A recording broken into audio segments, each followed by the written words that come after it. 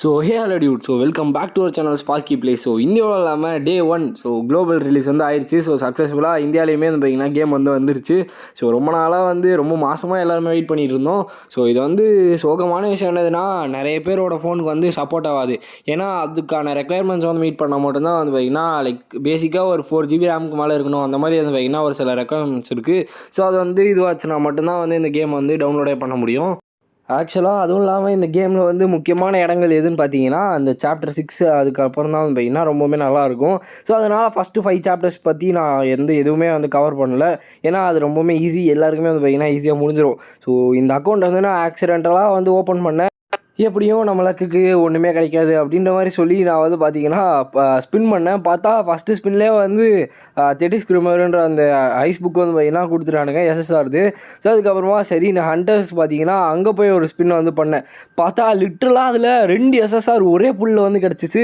லிட்ரலாக இது வரைக்கும் எனக்கு கிடச்சதே இல்லை. ஒரு மாதத்துக்கு மேலே வந்து இந்த கேம் வந்து விளையாடிட்டு இருக்கேன் ஏர்லி ஆக்சஸில்.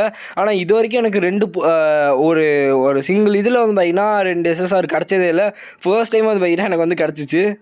ஆக்சுவலாக ஒரு அக்கௌண்ட் ஓப்பன் பண்ணதுக்கு இதுவே ரொம்ப ரொம்ப ரொம்ப ஒரு பெரிய ஒரு பாசிட்டிவாக வந்து மாறிடுச்சு. ஏன்னா அக்கௌண்ட் வந்து ஓப்பன் பண்ணோடனே 3 எஸ்எஸ்ஆர்ன்றது சும்மா வந்து கிடையாது. அதுக்கப்புறமா நான் வந்து என்ன யோசிச்சேன்னா, சரி உங்களுக்கு வந்து சிம்பிளான ஒரு சில ட்ரிக்ஸ்லாம் வந்து சொல்கிறேன். மெயிலுக்கு வந்து போய்க்கோங்க. அங்கேருந்து அந்த பிளாக் ஷூட் வந்து க்ளைம் பண்ணிக்கோங்க. அது வந்து ஆக்சுவலாக எனக்கு வந்து ரொம்பவே பிடிச்சிருந்துச்சு. நான் ஆல்ரெடி வந்து சொல்லியிருந்தேன் இந்த ட்ரெஸ் வந்து எப்படி எடுக்கிறதுன்னு தெரிலன்ட்டு. பார்த்தா அதுக்கப்புறம் தான் வந்து பார்த்தீங்கன்னா எனக்கு வந்து தெரிஞ்சு. அதுக்கப்புறமா இந்த ஆர்டிஃபேக்ட்ஸுமே வந்து பார்த்தீங்கன்னா உங்களுக்கு கிடச்சிருக்கும். நீங்கள் வந்து ஒரு 12 லெவல்ஸ்க்கு மேலே ஏற்றினதுக்கப்புறமா இந்த செஷன் வந்து ஓப்பன் ஆயிரும். இந்த இடத்துல போயிட்டு யோசிக்காமல் 10 டயர் வந்து இன்க்ரீஸ் பண்ணிருக்கேன்.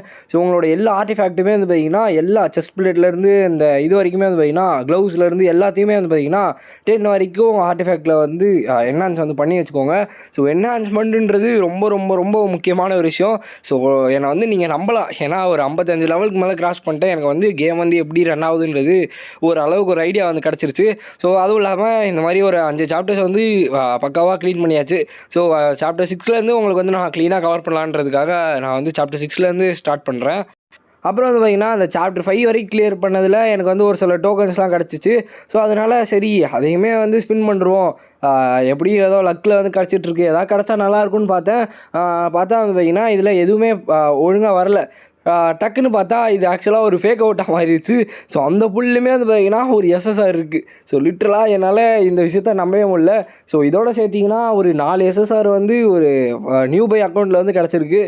இதுவே வந்து பார்த்திங்கன்னா ஒரு பெரிய விஷயம். ஏன்னா ஒரு அக்கௌண்ட் வந்து ஸ்டார்ட் பண்ணுறோன்னா உங்களோட ஏர்லி ஸ்டேஜ்லேயே வந்து எந்த அளவுக்கு எஸ்எஸ்ஆர்ஸ் வந்து கலெக்ட் பண்ண முடியுமோ அந்தளவுக்கு கலெக்ட் பண்ணி வச்சுக்கோங்க. இதெல்லாம் ரொம்ப ரொம்ப இம்பார்ட்டண்ட்டாக வந்து அமையும். ஏன்னா அந்த 8th சாப்டர் நம்ம இக்ரிஸ் வருவோம் இல்லையா, அந்த ப்ரொடெக்ட் ஆஃப் த த்ரோனுன்ற சாப்டர். அந்த இடத்துல வந்து ரொம்ப ரொம்ப கஷ்டப்படுற மாதிரி அது பார்த்தீங்கன்னா இருக்கும். அதனால தான் வந்துட்டு இந்த மாதிரி எடுத்து வச்சுக்கணும். ஆக்சுவலாக நான் ரொம்ப நாளாக பார்த்துட்டு இருந்தேன் இந்த ஸ்வாட் எடுக்கணும்னு. இந்த ஸ்வாட் வந்து பார்த்திங்கன்னா எனக்கு கிடச்சிருச்சு. டீமன் கிங்கோட லாங் ஸ்வாடு. கிட்டத்தட்ட இப்போ நம்மகிட்ட 4 எஸ்எஸ்ஆர் இருக்குது. சரி ஓகே, இதில் வந்து கிடச்சிருச்சு, அதில் வந்து கிடைக்க வாய்ப்பில்லை அப்படின்னு சொல்லிட்டு எதுக்கும் படி பார்ப்போம் அப்படின்ற மாதிரி ஒரு ஸ்பின் பண்ணேன். லிட்ரலாக இந்த டே 1ல் லக்கியஸ்ட் பிளேயர் நான் தான்ற மாதிரி வந்து பார்த்திங்கன்னா பெருமையாக சொல்ல முடியும் போல். நான் எதுக்காக ஸ்பின் பண்ணனோ அது வந்து பார்த்திங்கன்னா எனக்கு கிடச்சிச்சு. உங்களால் கெஸ் பண்ண முடியுதான்னு தெரியல. நான் ஸ்டார்டிங்லேருந்தே சொல்லியிருந்தேன் சாயன் கிடச்சா ரொம்ப நல்லாயிருக்கும், ஒர்த்துன்ற மாதிரி சொல்லிகிட்டு இருந்தேன்.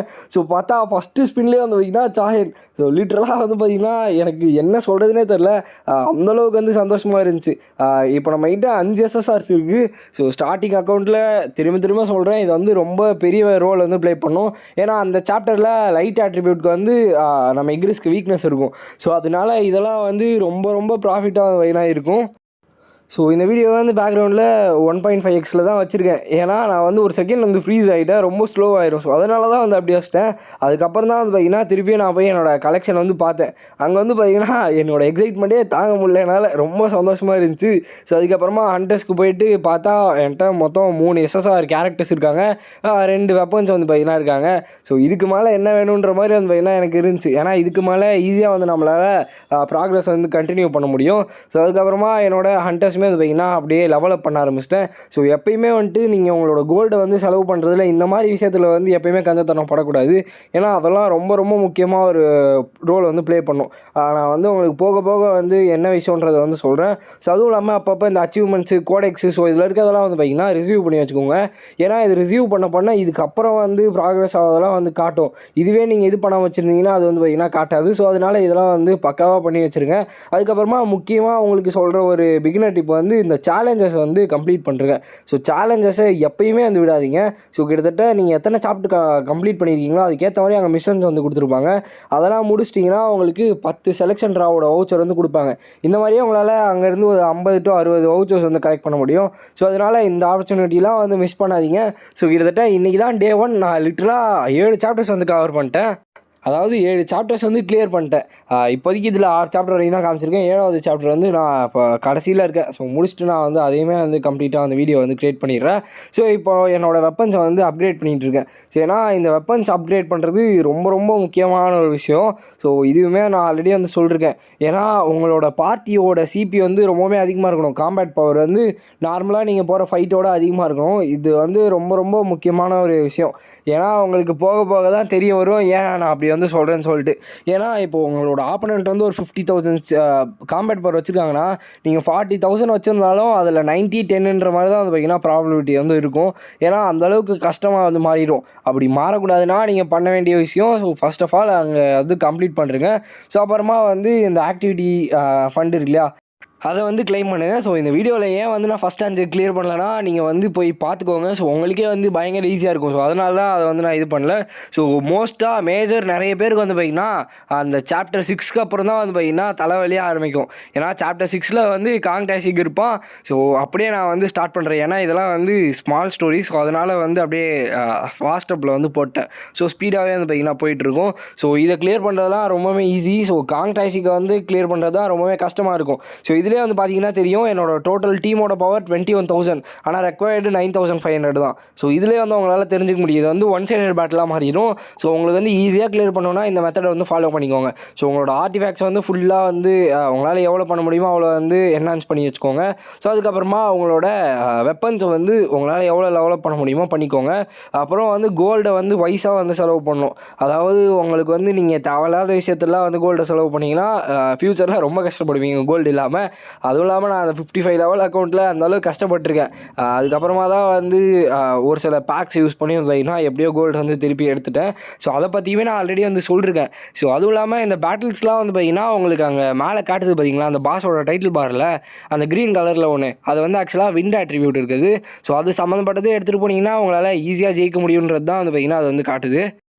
ஸோ அதனால் உங்கள் இஷ்டத்துக்கு வந்து வெப்பன் எடுத்துகிட்டு போகாமல் ஸோ அதில் வந்து ரெக்கமெண்டட் ஆட்ரிபியூட்டில் எந்த வெப்பன் காட்டுறாங்களோ அதை வந்து எடுத்துகிட்டு போங்க. ஸோ அப்படி எடுத்துகிட்டு போனீங்கன்னா உங்களுக்கு லிட்டரலாக ஈஸியாக இருக்கும். ஸோ நீங்கள் நினச்சிங்கன்னா லைக் இது வந்து ஒரு 2 hours கேம் ப்ளே தான். ஹானஸ்ட்டாக சொல்ல போனால் இது ஒரு 2 மணி நேரம் தான் இந்த கேம் ப்ளே வந்து போயிருக்கும். ஆனால் அது பார்த்திங்கன்னா நான் கிட்டத்தட்ட எவ்வளோ வந்து ப்ராக்ரஸ் வந்து பண்ணி முடிச்சிட்டேன். ஸோ நீங்கள் வந்து ரீரோலுமே வந்து பண்ணுங்கள். ஸோ ரீரோல் பற்றி வீடியோ என்ன சொல்லுங்கள், கம்ப்ளீட்டாக வந்து ரீரோல் வந்து எப்படி பண்ணுறதுன்னு சொல்கிறேன். ஸோ ரீரோல் பண்ணி உங்களால் ஈஸியாக வந்து எஸ்எஸ்ஆர்ஸ் வந்து எடுக்க முடியும். ஸோ அதனால் எஸ்எஸ்ஆர்ன்ற ஒரு கேரக்டர்ஸ் வந்து ரொம்ப ரொம்ப முக்கியமான ஒரு விஷயன்றதை ஞாபகம் வச்சுக்கோங்க. ஸோ மோஸ்ட்டாக எஸ்எஸ்ஆர் எடுக்க எய்ம் பண்ணிகிட்டே இருங்க.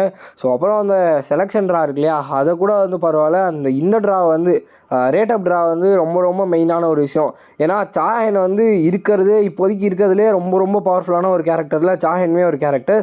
ஏன்னா அவங்க வந்து லைட் ஆட்ரிபியூட் இருக்கவங்க. ஸோ அந்த ஆட்ரிபியூட் வந்து லைக் ரொம்ப ரேர்லாம் கிடையாது. பட் ஆனால் அது பார்த்திங்கன்னா க்ரூஷியலான ஒரு ரோல் வந்து ப்ளே பண்ணும். ஸோ அதனால தான் வந்து நான் எப்போயுமே அதை வந்து வச்சுக்கோங்கன்ற மாதிரி சொல்கிறேன்.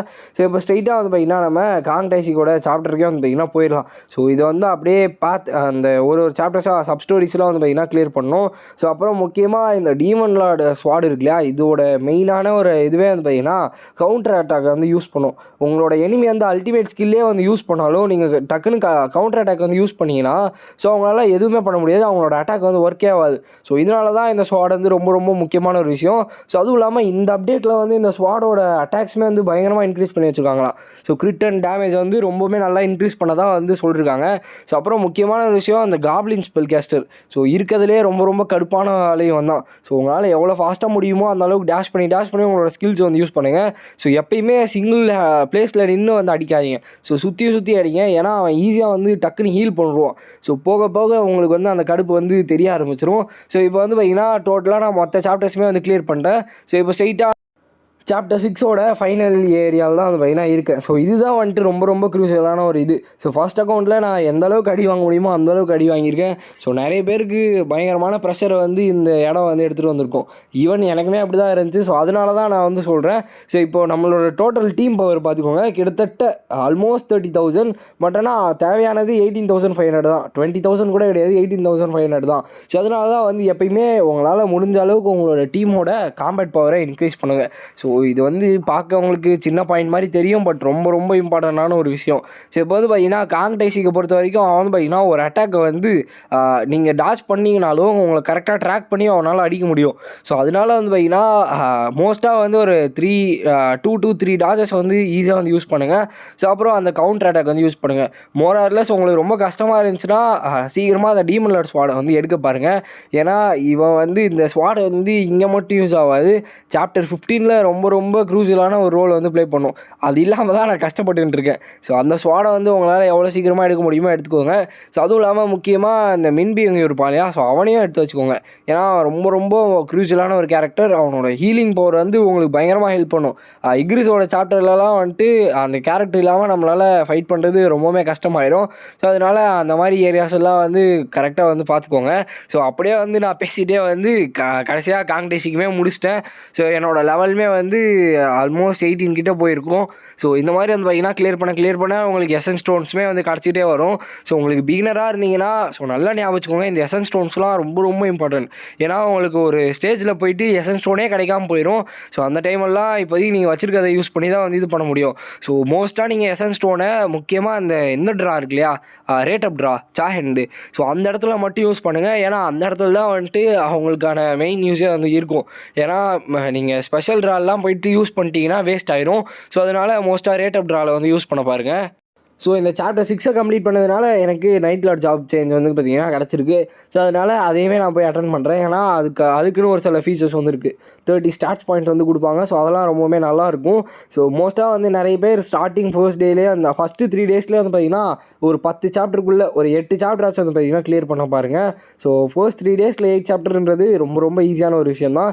ஸோ மோஸ்ட்டாக அவங்களோட நாலேஜை பொறுத்து தான். ஸோ இந்த இடத்துல நான் சொல்கிற அந்த ட்ரிக்ஸ்லாம் வந்து யூஸ் பண்ணிங்கனாலே உங்களால் ஈஸியாக வந்து அட்டாக் பண்ணி ஈஸியாக ஜெயிக்க முடியும். ஸோ அதெல்லாம் வந்து அப்படியே ஃபாலோ பண்ணுங்கள். ஸோ அப்புறம் முக்கியமாக அந்த ரீரோல் இருக்கு இல்லையா, ஸோ ரீரோல்னால் என்னென்னு பார்த்தீங்கன்னா உங்களுக்கு எஸ்எஸ்ஆர் கிடைக்கிற வரைக்கும் ஸ்பின் பண்ணிட்டே இருக்கிறது. ஸோ அந்த ட்ரிக்கை பற்றி வீடியோ வேணால் வந்து சொல்லுங்கள். ஸோ ஆல்ரெடி போட்டேனான்னு எனக்கு வந்து தெரியல, போட்ட மாதிரி ஒரு ஞாபகம் இருக்குது, பட் பரவாயில்ல. ஸோ புது அப்டேட்லாம் நான் வந்து போடுறேன். அதுவும் இல்லாமல் இது கம்ப்ளீட்டாக என்னோடய இந்தியன் அக்கௌண்ட் தான். ஸோ கனடாவோ இல்லை அந்த ஹாங்காங்கோ எந்த அக்கௌண்ட்டுமே கிடையாது. முக்கியமாக வந்து நான் இந்தியன் அக்கௌண்ட்டில் க்ரியேட் பண்ணது ரொம்பவுமே சந்தோஷம். ஏன்னா எனக்கு 5 எஸ்எஸ்ஆர் கிடச்சிருச்சு. ஈவன் என்னோட அந்த தாய்லாந்து சர்வரோட அக்கௌண்ட்லேயும் கூட வந்து பார்த்தீங்கன்னா ஒரு 2 எஸ்எஸ்ஆர் தான் வச்சுருப்பேன். ஆனால் இப்போதைக்கு 5 எஸ்எஸ்ஆர் இருக்குது. ஸோ ஓகே, ஸோ இந்த டிப்ஸ்லாம் வந்து ஃபாலோ பண்ணுங்கள். ஸோ இதுதான் நம்மளோட டே 1. ஸோ டே 2ஓட அந்த 7 இருக்கு இல்லையா, சாப்டர் 7.